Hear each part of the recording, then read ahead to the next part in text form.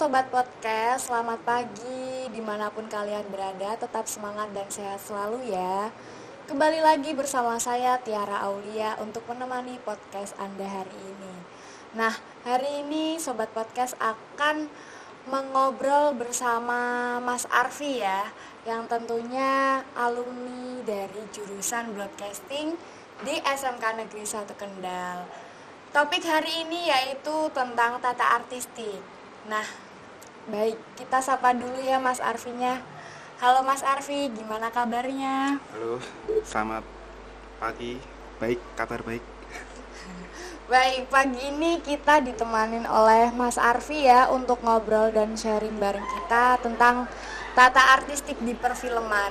Nah, sebelum lanjut ngobrol, kita ada beberapa cuplikan video dari Mas Arfi yang pernah diproduksi.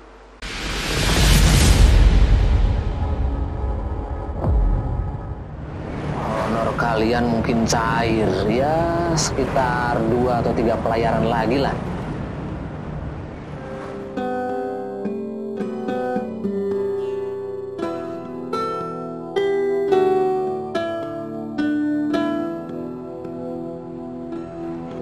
Masalah dhewe iki ruwet, ora mung gula. Kaya film-film sing mbok delok nang Pak Cicak, dolan yang pakai sing biasanya gelem ora? Gelem. Dik, gelem ora?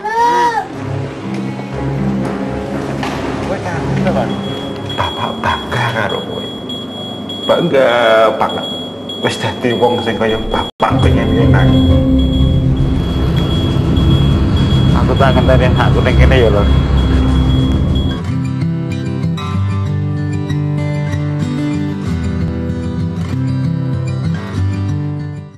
Oke, setelah menonton videonya yang pernah diproduksi Mas Arfi, saya boleh tanya-tanya nggak nih Mas? Tanya gimana?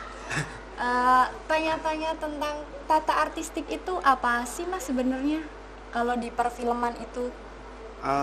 Sebenarnya tata artistik itu dia yang bertanggung jawab atas terciptanya setting ya, termasuk setting tempat, waktu, tahun, dan latar belakang pemeran bahkan. Jadi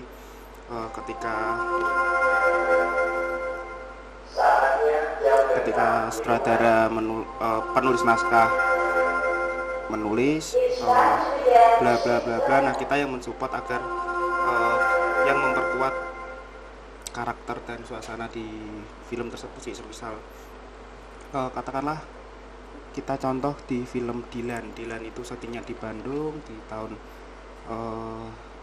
2090-an ya. Itu kayak propertinya, motornya, pakaiannya, make upnya itu harus sesuai di tahun segitu sih. Gitu ya.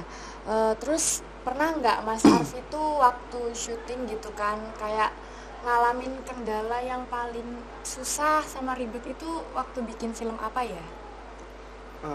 Kendala yang paling susah ini diproduksi di film saya yang diproduksi sama Omnibus, film Omnibus sama Sure, dan diproduksi di PH-nya ada Kura-Kura Film. Itu judulnya Memories of the Sea. Itu kita syuting di mercusuar di daerah Tanjung Mas. Terus di situ ada set kayak monumen di mercusuar gitu. Jadi kami tim art harus memasang beberapa bingkai dan lain-lain yang biasanya kita cheating cuman pakai lakban 3M gitu ya, lakban busa yang hijau. Iya. Nah ternyata nggak kuat karena cat di mercusuar itu cat minyak, jadi kita harus muter otak agar bisa memasang bingkai karena tidak boleh dibor dan lain-lain. Akhirnya kita ada solusi pakai semacam kayak solasi kayak 3M gitu, tapi dia busa, benar-benar pure busa gitu. Nah itu lebih kuat, itu kita pas on cam. Jadi kita tim art minta waktu ke Astradanya untuk mencari solusi ini sekitar 30 menit. akhirnya kendala itu udah terlewati sih. Itu yang paling sulit mungkin karena pas hari H syuting. Berarti kalau kayak gitu itu kuncinya tuh harus kompak ya Mas, nggak bisa kayak gedein ego kayak ya udah cari aja sendiri sana gimana solusinya, tapi harus benar-benar bareng-bareng dipikir. Ya, karena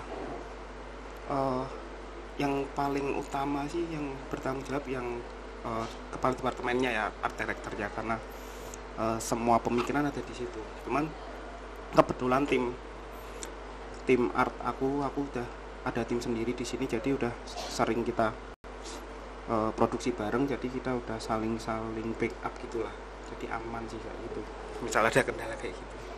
Tapi lumayan berat juga ya jadi tata artistik itu. Menurut Mas Arfi berat apa enggak? Ya kalau dibilang berat sih ya nggak berat, tapi dibilang mudah ya nggak mudah banget gitu loh, karena susah di film itu setiap departemen punya porsi kesulitan masing-masing gitu kan. Nah di artistik mungkin orang melihatnya kita kerja susah karena katakanlah seperti kuli gitu ya, karena kita kadang bopong-bopong semen lemari gitu kadang. Saya pernah produksi di film Berlabuh itu saya ngecat rumah, jadi rumahnya itu aslinya warnanya kuning, tapi sutradara di color paletnya itu nggak masuk, jadi harus diganti putihnya. Kami ngecat rumah itu, kita ganti putih. Sampai segitunya sih. Keren banget sih. Terima kasih. Terus, kan kalau di tata artistik itu biasanya ada tata artistik make up, wardrobe, sama properti tuh. Nah, Mas Arfi itu pernah semua atau ada yang belum di bagian 3 itu? Kalau sebenarnya kalau di artistik yang sering jobdesk yang sering ada, karena aku jarang banget pakai tim besar ya, tim maksudnya dengan orang yang banyak. Jadi biasanya ada art director, ada standby set, ada prop mas, property master, ada set dress, wardrobe, make up. Nah dari semua ini aku yang belum cuman make up sih, karena belum nggak bisa make up sih.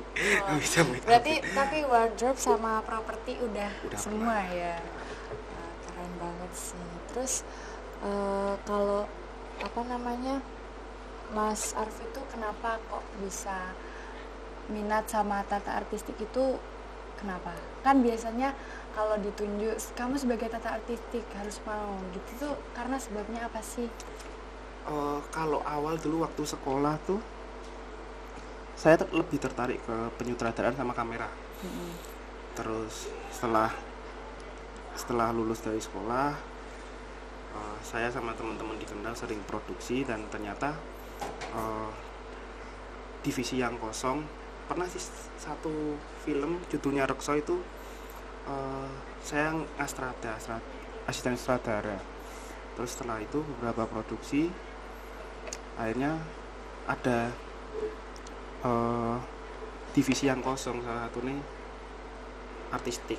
Nah kayaknya nyoba lah, ternyata lebih asik karena waktu syuting kita cuman hahaha karena sudah di set semua. Cuman ya beratnya kita datang lebih awal, H-2, H-3 syuting. Bahkan kalau kemarin saya produksi di Pertaruhan series yang season 2 itu sama teman-teman yang ngeset itu hamin seminggu kita udah standby di lokasi untuk ngeset. Terus waktu syuting ya kita cuman kerja dikit lah, cuman deket-deketin. Nah setelah selesai syuting baru kita beres-beresin lagi, cuman capeknya di situ. Jadi pas syuting kita masih fresh lah. Berarti itu awalnya nyoba-nyoba ya, terus kok enak gitu. Lebih nyantai gitu loh pas syutingnya. Itu Pertaruhan season 2 itu yang main Jeffrey Nicole itu bukan sih? Jeffrey Nicole, Biowan. Keren banget guys, udah bisa bantuin yang sejauh itu ya ternyata masnya. Masnya jadi tata artistik tuh udah menjabat berapa tahun nih? Kalau di artistik itu saya dari 2017 film pertama saya berkecimpung di artistik itu job desk saya di Prokmas, itu di film teman-teman UKM Upgris dengan judulnya Sekolah Taman Langit. Setelah itu baru berani nge-art sendiri, nge-art director, karena di Kendal kita kekurangan sumber daya manusia yang bisa di film dan lain-lain. Hanya memberanikan diri untuk menjadi art director di film teman saya juga di Kendal, namanya Mustafa, judulnya Kisah Cinta Malam Ini. Setelah itu berlanjut sampai terakhir baru kemarin syuting dan baru kemarin ini selesai, judulnya Pocong Tolong.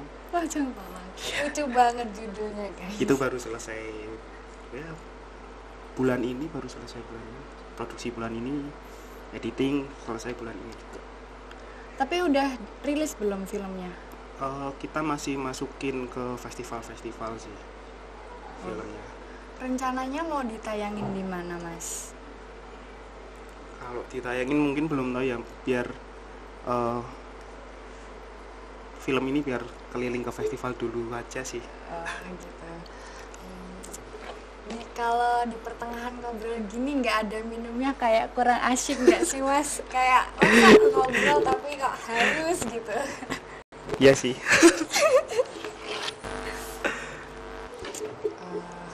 Mas, kalau misalkan nih, kalau Masnya disuruh milih antara tata artistik sama kamera, itu Masnya lebih milih mana?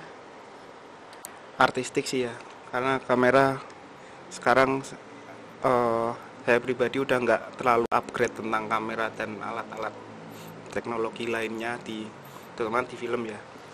Jadi kayaknya lebih enak di artistik sih. Gitu. Terus misalnya nih, kalau tata artistik itu nggak cuma satu kan, kita harus punya partner buat bantu. Nah kan biasanya tuh ada yang kayak males lah, ya udah kamu aja yang nyari gitu, aku di sini aja. Itu cara ngatasin orang kayak gitu gimana, Mas?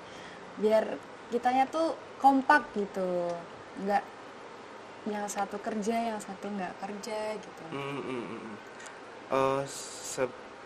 Sebenarnya harusnya kita udah memahami dulu sih job desk di tim kita itu apa aja. Jadi kita kerja sesuai job desknya aja. Semisal misal nih aku yang set dress itu dia yang ngeset setting tempatnya. Terus ada yang misal kamu property master, berarti tugasmu mencari properti. Ya kalau bagian cari properti ya dirimu. Nah dirimu udah dapat properti, nah nanti yang ngeset aku.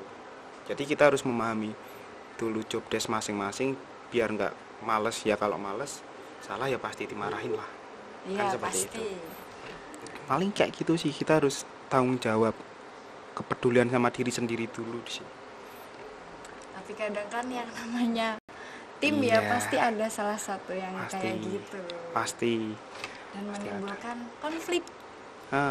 Ya nanti ya kalau nanti udah di industri, udah jarang sih ketemu yang kayak gitu. Karena udah paham dengan job desk-nya masing-masing, dan kadang ada beberapa temen yang dia cuma fokus di property master, udah sampai di produksi, sampai di layar lebar pun dia ya di property master terus. Jadi emang spesialisnya di situ. Spesialisnya ada yang di set dress, ya dia di set dress terus. Jadi dia udah paham job desk-nya, dia paham tanggung jawabnya apa aja. Jadi nggak ada sih males-malesan kayak gitu sih. Berarti harus tetap fokus sama bagian tugasnya ya. Pasti harus fokus sih kalau itu. Kalau tata artistik itu dari pra sampai pasca itu tugasnya ngapain aja, Mas? Kalau pra kan biasanya bingung sih, gimana ya ini nentuinnya mau pakai apa ya gitu kan, biasanya masih agak-agak bingung gitu. Kalau saya biasanya pra itu kita kan ada script conference itu kayak semua kepala departemen membaca skrip, memahami skrip, dari sutradara juga menjelaskan maksud dari scene ini apa, adegan ini apa, terus sutradara pengennya nanti artistiknya yang ini bla bla bla bla bla bla, dan kita sebagai bagian artistik juga harus sering tanya ini settingnya tahun berapa, ekonominya dia kayak gimana, sosiologinya gimana, fisiologi gimana, psikologinya gimana, dan kita bisa mensupport itu lewat artistik biar karakternya lebih kuat. Nah nanti pas script conference kayak gitu, terus nanti kita bikin namanya art referensi, kayak semisal ini rumah ini kita semisal referensinya kayak gini, jadi sutradara dan kru lainnya bisa memahami, oh setting rumahnya seperti ini, oh jalannya seperti ini, oh kamarnya seperti ini. Setelah itu semisal kita nanti PPM, ada PPM namanya pre-production meeting, itu nanti kalau ACC berarti kita lanjut ke tahap selanjutnya, kita ngelis properti apa yang harus dibutuhkan setiap scene itu kita bikin. Terus nanti kita pecah setiap scene sih. Jadi scene 1 ini kayak propernya bla bla bla bla. Nanti ada nggak sih yang continuity yang tetap dipakai di scene selanjutnya? Nah kita juga di list itu juga. Jadi waktu pas produksi itu lebih membantu teman-teman set dress dan nanti teman-teman standby set sama art conti untuk tetap melancarkan tugasnya mereka masing-masing. Terus habis syuting ya kita beres-beresin aja sih. Kalau pasca produksi post pro gitu kita nggak dampingin editing sih, yang tugas dampingin editing kan cuman sutradara sama produser. Apa kan kalau biasanya tuh kalau cuman film-film biasa gitu kan, film pendek gitu, tata artistiknya tuh kan nggak seberat yang di film panjang gitu kan. Kadang tuh tata artistik tuh terlupakan gitu kalau pas apa-apanya tuh yang nggak terlalu penting gitu. Soalnya kan tugasnya pra sampai pasca tuh cuman apalagi kalau propertinya tuh cuman sedikit gitu Mas. Wah kayak ya Allah gitu. Ya kadang kita melihatnya sedikit, cuman kadang kita harus melihat hal-hal detail, kayak harus ada katakanlah figura foto atau poster yang itu nggak dipakai sama pemeran, nggak ada adegan, tapi kita tetap menonjolkan itu. Ya dulu waktu aku sekolah ya masih artistik, halah seadanya lah, ginilah kita ngikutin rumah yang ada aja lah. Tapi untuk setelah konsepnya bener-bener kalau setelah sekarang kita udah konsep, bahkan yang produksi kemarin ini saya sama teman saya yang alumni sini juga, Khairul Mustafa, itu kita model pembiayaan filmnya patungan. Jadi dana seadanya itu kita maksimalkan semaksimal mungkin sih. Jadi kita tetap ngeset yang kemarin itu aku ngeset jadi tanah lapang itu aku set kayak jalan kampung, terus aku kasih lampu-lampu jalan kayu gitu, terus ada lampu nih kayak gitu, bikin jalan gitu sih. Jadi setelah fokus di artistik ini melihat kayak gitu ya harus di set, harus putar otak berarti ya. Biar ya bener-bener memaksimalkan biar tetap bagus totalitas. Gitu. Betul, totalitas. Terus Mas Arfi sejauh ini udah kira-kira udah ngasilin berapa film? Kalau yang di artistik ya itu mungkin sekitar 10 film. Sekitar 10 karena kebetulan saya nggak melanjutkan kuliah di film dan nggak begitu fokus di film juga, karena saya hariannya kerja masak. Jadi ketika ada callingan ya paling setahun produksi 2-3 kali, jadi sekitar 10 lah kalau nge-art. Biasanya kadang ya kalau di calling suruh, kemarin bikin video klip dari ada solois namanya Jack Andy dari Tangerang itu, saya produser. Terus beberapa ya saya bikin video dari dinas kebudayaan itu, saya nge-lighting malahan. Wah, Jadi apapun sih harus multi talent berarti. ya, kalau di Kendal harus multi talent. Wah. Kalau di Kendal ini masnya biasanya berapa tim? Satu tim itu terdiri dari beberapa orang? Satu tim artistik Enggak, atau satu tim filmnya itu Satu tim biasanya berapa? ya minimal sekitar 10 sampai 15 lah. 10 sampai 15. Itu artistiknya berapa itu? Artistiknya sekitar 3 atau 4. Karena tenaga yang paling besar kan di artistik ya. Iya, apalagi kan kalau propertinya rumah dan lain Nah sebagainya. kayak gitu kita harus mungkin ngecat gini. Nah kayak gitu butuh tenaga banyak sih. Harus dikuras tenaganya. Produksi paling bagus menurut Mas Arfi waktu film apa? Paling bagus, paling mengesankan lah, ininya puas. Mungkin kalau paling bagus, setiap film punya Iya. sisi cerita atau konsep masing-masing ya. Iya. Tapi kalau yang paling mengesankan itu di film di Secret Club of Sinners itu saya produksi sama Kura-Kura Terbang di Semarang, sutradaranya Haris Yulianto. Itu kita dapat pendanaan dari KPK di Artsfest. Itu yang paling berkesan sih karena di lokasi kita syuting di Baru Tikung, itu Baru Tikung kayak kondisi yang tempat daerah distrik yang paling kriminalnya paling besar, salah satu yang paling besar di Semarang. Jadi waktu mau ngeset gini ada orang lewat kita ya agak takut sendiri. Iya. Agak parno. Asli. Terus waktu itu syuting 2 hari dan itu musim hujan. Malah Jadi susah banget. ada beberapa lokasi yang kita harus di jalan dan itu hujan.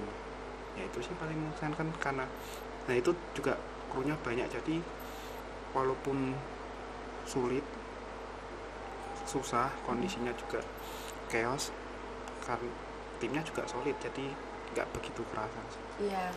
Kalau kerjanya berat tapi timnya solid tuh Nah enak enteng gitu, kayak ikhlas. Tapi kalau timnya yang jengkel tuh kitanya juga ikut jengkel. Nah. Kayak nggak selesai banget sih ini tugas gitu. Iya sih, kalau misal ada kayak gitu kita harus pintar-pintar ngontrol emosi kita sendiri sih, karena kalau yang satu katakanlah nggak kompak terus kita jengkel, itu nggak bakal selesai kan. Iya. Kadang harus ada yang ngalah. Nah kayak gitu sih.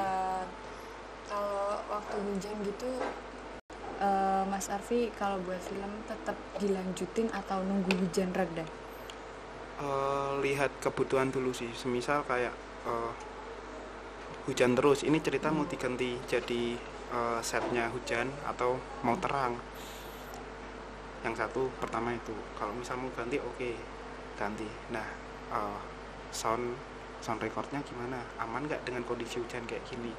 Kamera aman nggak, ada plastik wrapnya nggak, lighting aman nggak? Jadi harus disepakati sama beberapa divisi sih. Kalau semua aman, ya kita bisa lanjut syuting. Kalau enggak ya nunggu hujan reda. Tapi pernah nggak kalau waktu hujan reda terus dipayungin gitu? Pernah. Bahkan kemarin bulan Desember kayaknya, saya produksi sama Arang Project itu bikin set hujan. Jadi malah kita bikin hujan. Berarti sambil payungan? Ya sambil payungan, kamera kita kasih plastik wrap, lighting, perlengnya kita kasih plastik juga biar aman. Oh berarti dibungkus plastik. Dibungkus plastik. Nggak cuma dipayungin aja. Nggak cuma dipayungin, bahaya kalau cuma dipayungin. Oh iya baik. Ini nemu konsep baru ya sobat. Ya bawa plastik wrap sih, apalagi akhir-akhir ini masih hujan kan. Iya, sering banget ini pagi sore nggak kontrol waktunya. Kemarin kita syuting yang Pocong Tolong itu pun juga hujan. Iya, oh iya. Katanya Mas Arfi kemarin habis syuting itu ya? Iya. Itu di mana, Mas? Itu lokasinya di halaman belakang Sanggar Kejeling Sidomulyo, Cepiring. Oh, Cepiring. Apa itu genrenya apa? Genrenya horor komedi. Oh, horor komedi. Berarti kayak film pendek gitu? Film pendek gitu. Saya lebih sering film pendek sih. Kemarin series itu aja callingan dadaan. Jadi lebih sering ke film pendek kalau saya produksi. Di Kendal ini? Di Kendal di Semarang seringnya film pendek. Kirain Mas juga sering film panjang gitu. Belum. Semoga. Amin. Mana nih kopinya kok nggak datang sih? Film-film Mas Arfi tayangnya di mana? Yang udah dibuat gitu. Siapa tahu nanti sobat podcast mau nonton gitu kan? Beberapa ada yang diupload di YouTube, terus sama beberapa emang belum kita publish secara umum. Terus ada yang di OTT juga. Ada yang Berlabuh itu bisa ditonton di bioskop online. Tiketnya cuma 10.000. Apa tadi judulnya, Mas? Berlabuh, film Berlabuh. Terus ada The Secret Club of Sinners, itu klub rahasia yang akrab dengan dosa, itu di YouTube, di akun YouTube-nya KPK Indonesia. Terus ada Tresno Kumung Sliramu, itu juga ada di YouTube. Terus ada Rekso juga ada di YouTube. Terus ada Kalang Obong, itu ada di View. Kalang Obong kayak pernah lihat aku Ya. tapi agak lupa sih. Itu ada di View, itu juga. Cuman saya nggak ngartistik di situ, saya nulis naskah sama asisten sutradara. Masnya ini itu ya ganti-ganti ya. Apapun dah. Makanya Callingannya harus apapun bisa semuanya. Ya itu sih paling, itu yang lain masih kita puter masih kita submit di festival, ada yang masih muter di beberapa layar alternatif. Ya begitu. Lumayan lah ini buat sobat podcast, siapa tahu bisa nonton filmnya ya. Ya silakan ditonton teman-teman. Mas pernah itu enggak? Pernah punya pengalaman bikin film horor? Pernah enggak? Atau belum? Film horor belum ya, baru kemarin ini Pak. Horor komedi itu? Oh. Itu ada horornya berarti? Awalnya ya ada horornya lah. Itu mesti Sedikit. artistiknya mikir konsepnya itu biar kelihatan gelap gitu enggak, Mas? Biar kalau gelap mungkin di Lokasinya. lokasi ya, kita bikin asap-asap juga. Kita bikin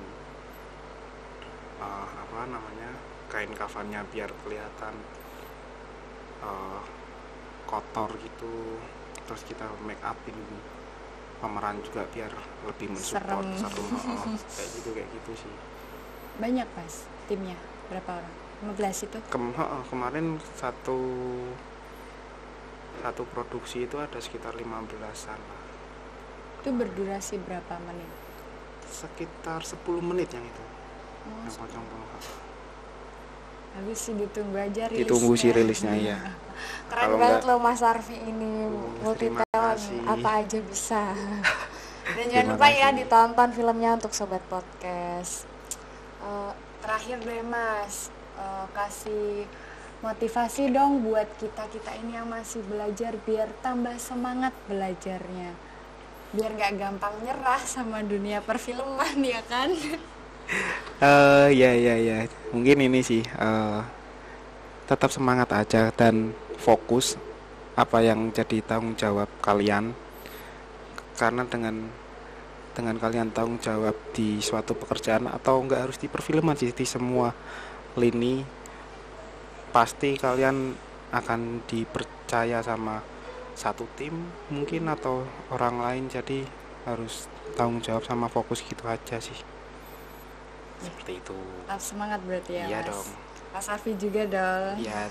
Terima kasih. Terima kasih ya buat Mas Arfi sudah menyempatkan waktunya untuk mengobrol dan sharing bersama Sobat Podcast SMKC. Sampai jumpa di podcast selanjutnya yang lebih seru.